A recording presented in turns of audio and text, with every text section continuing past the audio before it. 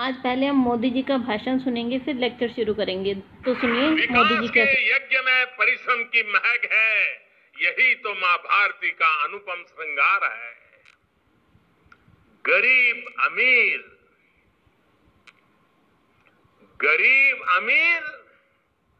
बने नए हिंद की भुजाएं। गरीब अमीर बने नए हिंद की भुजाएं, बदलते भारत की यही तो पुकार है। चलिए, मोदी जी के भाषण के बाद हम शुरू करते हैं अपना आज का टॉपिक। हम चल रहे थे नियोजित विकास की अर्थव्यवस्था, लेसन 3। देखिए, जैसा कि आप सभी जानते हैं, कल हमने पढ़ा विकास के सभी के लिए मायने अलग अलग हैं। एक जो किसी के लिए विकास है वो दूसरे के लिए हो सकता है विकास ना हो। तो आइए आज हम देखेंगे अपनी पहली योजना को, कि पहली पंचवर्षीय योजना में सरकार ने क्या प्राथमिकताएं दी। देखिए, जो पहली पंचवर्षीय योजना थी उसका कार्यकाल था 1951 से लेकर 1956 तक। जो हमारा देश अभी आज़ाद हुआ था, तो हमारे देश में सबसे प्रथम प्राथमिकता थी कि सभी को भोजन मिले, तो कृषि क्षेत्र पर अधिक जोर दिया गया। तो इस योजना को जो तैयार करने में जुटे हुए थे विशेषज्ञ थे, वो थे के.एन. राज। उन्होंने कहा कि हमें 2 दशकों तक अपनी जो भारत की रफ्तार है वो धीमी ही रखनी चाहिए, ताकि हमारी अर्थव्यवस्था को नुकसान न पहुंचे।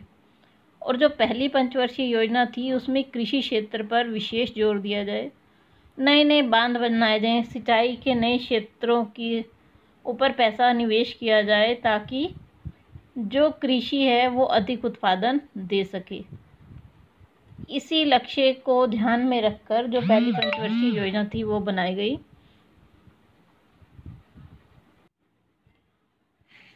चलिए, अब हम देखते हैं अपनी दूसरी पंचवर्षीय योजना। जो दूसरी पंचवर्षीय योजना थी उसको पीसी लॉबिन्स, जो कि हमारे भारत के एक अर्थशास्त्री थे और योजनाकारों की टोली के मुखिया थे, उन्होंने तैयार किया था। तो उन्होंने जो मूल मंत्र दिया वो था उद्योगों पर अधिक निवेश किया जाए,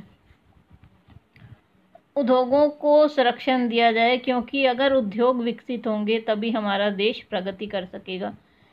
इसके लिए उन्होंने नई नई प्रौद्योगिकी खरीदने के लिए भी सरकार को अपना सुझाव दिया कि हमें जो नई मशीनें वो खरीदें, ताकि हमारे देश के उद्योगों से उत्पादन बढ़ सके।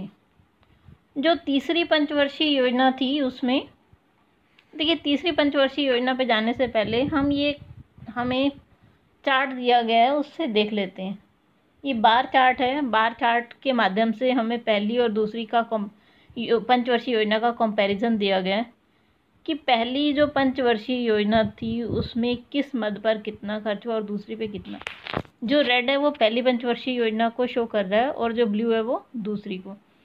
तो देखिए, पहली पंचवर्षीय योजना में कृषि पर 15.1% खर्च हुआ, और जबकि दूसरी में 11.8, मतलब कृषि पे खर्चा कम किया गया। सिंचाई में पहली पंचवर्षीय योजना में 17% बजट का खर्च किया गया और दूसरी में 10। उद्योगों पे 7.6 पहली पंचवर्षीय योजना में था और दूसरी में 18.5। तो देखिए, उद्योगों का बजट कितना ज़्यादा बढ़ाया गया। और उसके अलावा जो परिवहन और संचार के साधन थे, पहली पंचवर्षीय योजना में 23.6 और इस वाली में 28.9, क्योंकि संचार और परिवहन के साधन ये जो आपके बनी हुई चीज़ों को एक जगह से दूसरी जगहों पर कच्चे माल को लाने ले जाने वो सब काम करते हैं। तो इन जो दूसरी पंचवर्षीय योजना थी उसमें देखिए, एक तो उद्योगों पर और दूसरा परिवहन और संचार के साधनों पर अधिक खर्च किया गया, ताकि उद्योगों का विकास हो सके। अब उसके बाद देख लेते हैं कि जो विवाद खड़ा हुआ कृषि बनाम उद्योग का, क्योंकि कुछ लोग थे जो ये चाहते थे कि जो पैसा है वो कृषि पे लगाया जाए, क्योंकि कृषि से ही, देखिए, हमारे यहाँ जो मेन रोज़गार लोगों को मिला वो कृषि से मिला हुआ है। जितने भी उद्योग चलते हैं वो कृषि से, कच्चा माल मिलेगा तभी तो चलेंगे। तो इस चीज़ों को लेकर राजनीतिक दलों में आपस में मतभेद था। कुछ चाहते थे कि हमारा देश कृषि पर अधिक धन खर्च के बजट का, और कुछ चाहते थे कि उद्योगों पर। तो चलिए, एक ये केरल की योजना थी विकेंद्रित नियोजन की, उसे हम देख लेते हैं क्या था। देखिए, विकेंद्रित क्या होता है? विकेंद्रित आपने +1 में भी पढ़ा कि सारी शक्तियों को एक हाथ में केंद्रित ना करके अलग अलग बांट देना। जो केरल मॉडल था वो यही था।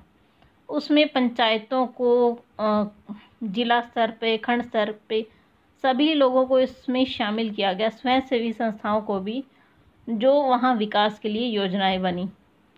तो इसीलिए जो केरल का मॉडल है वो ज़्यादा सक्सेसफुल रहा। आप अगर देखें तो जो केरल में शिक्षा है, स्वास्थ्य है, भूमि है, या खाद्यान्न वितरण है, गरीबी उन्मूलन है, वो बहुत अच्छे से उन्होंने मॉडल बनाया और उसे लागू किया। अगर आप आज कंपैरेटिव स्टेटमेंट देखें शिक्षा के स्तर की, तो केरल में शिक्षा का स्तर सबसे ऊंचा है। वहाँ शिशु मृत्यु दर देखें तो सबसे कम है। जन्म दर देखें तो वो भी बिल्कुल सही है। मतलब अगर महिलाओं की हम संख्या देखें तो 1000 पुरुषों के लिए पीछे 1000 कुछ महिलाएं हैं, तो महिला लिंगानुपात भी सबसे ज़्यादा केरल में ही है।